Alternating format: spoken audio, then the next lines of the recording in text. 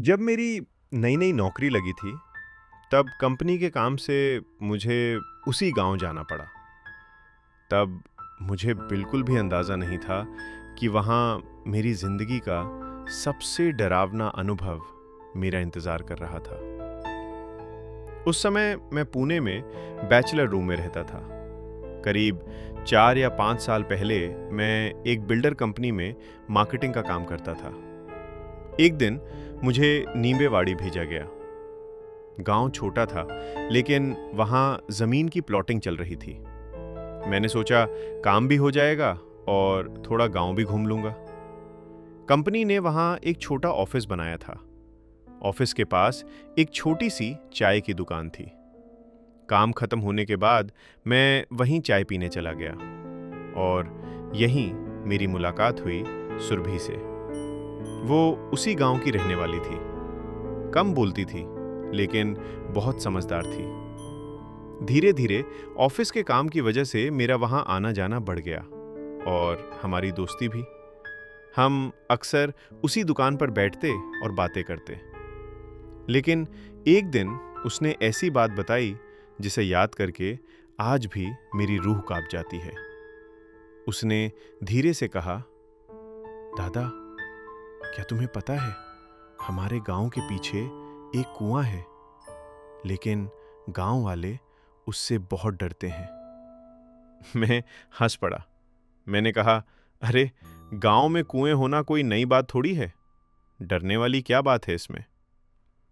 सुरभि ने मेरी आंखों में देखा। उसका चेहरा अचानक गंभीर हो गया। उसने बहुत धीमी आवाज में कहा, वो साधारण कुआं नहीं है। गांव वाले उसे निगलने वाला कुआं कहते हैं। मैं कुछ पल चुप रह गया। दिल में एक अजीब सी बेचैनी उठने लगी। उस गांव का माहौल भी कुछ अलग था। दिन में सब बिल्कुल सामान्य, लेकिन जैसे ही सूरज ढलता, पूरा गांव बदल जाता। सड़कें खाली हो जाती, बच्चे घर के अंदर, दरवाजे एक एक करके बंद होने लगते। ऐसा लगता जैसे पूरा गांव किसी अनदेखे डर से भाग रहा हो। उसी शाम सुरभि अपने बचपन की एक घटना सुनाने लगी। उसकी आवाज धीमी थी, लेकिन हर शब्द मेरे दिल की धड़कन बढ़ा रहा था। उसने कहा, जब मैं 6ठी क्लास में थी, तब हमारे गांव में 1 महीने के अंदर 5 लोगों की मौत हो गई थी। एक औरत, 2 लड़कियां और 2 लड़के। सबने उसी कुएं में कूद कर जान दे दी। मैं सुरभि की तरफ बस देखता है गया। मैंने पूछा, पुलिस ने क्या कहा? सुरभि ने गहरी सांस ली। पुलिस आई थी, जांच भी हुई। किसी ने कहा डूबकर मरे, किसी ने कहा आत्महत्या थी, लेकिन गांव वाले सच जानते थे। मैंने धीरे से पूछा, सच? उसने मेरी आंखों में देखा और बोली, उस कुएं में कुछ है जो लोगों को अपनी तरफ खींचता है। जो एक बार उसके पास गया, वो पहले जैसा कभी नहीं लौटा। उसकी बात सुनकर मेरे शरीर में एक ठंडी सिहरन दौड़ गई। मैंने पूछा, अगर ऐसा है तो लोग वहां जाते ही क्यों हैं? सुरभि कुछ पल चुप रही, फिर बोली, मुझे नहीं पता, लेकिन मुझे लगता है उस कुएं में कुछ ऐसा है जो इंसान के दिमाग पर कब्जा कर लेता है और जिसे वो बुला ले, उसे वापस आने नहीं देता। इतना कहकर उसकी आंखें भर आईं, लेकिन कहानी अभी शुरू हुई थी।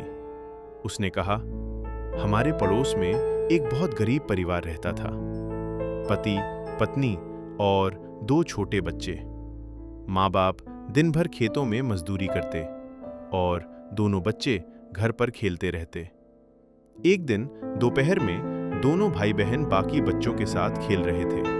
अचानक लड़की की गेंद दूर जाकर गिर गई। उसे पता भी नहीं चला कि गेंद किस तरफ गई है, लेकिन वो गेंद सीधे उसी कुएं की तरफ लुढ़क चुकी थी। छोटा भाई भागते हुए गेंद लेने चला गया।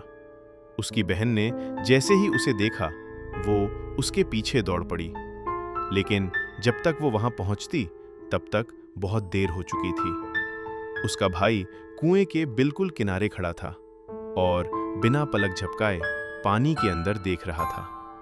ऐसा लग रहा था जैसे पानी के अंदर कोई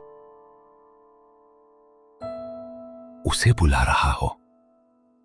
बहन पूरी ताकत से भागी और उसने झटके से अपने भाई को पीछे खींच लिया। उसने एक पल भी वहां रुकने की हिम्मत नहीं की। वो अपने भाई को खींचते हुए सीधे खाक होम बाउंड घर ले आई।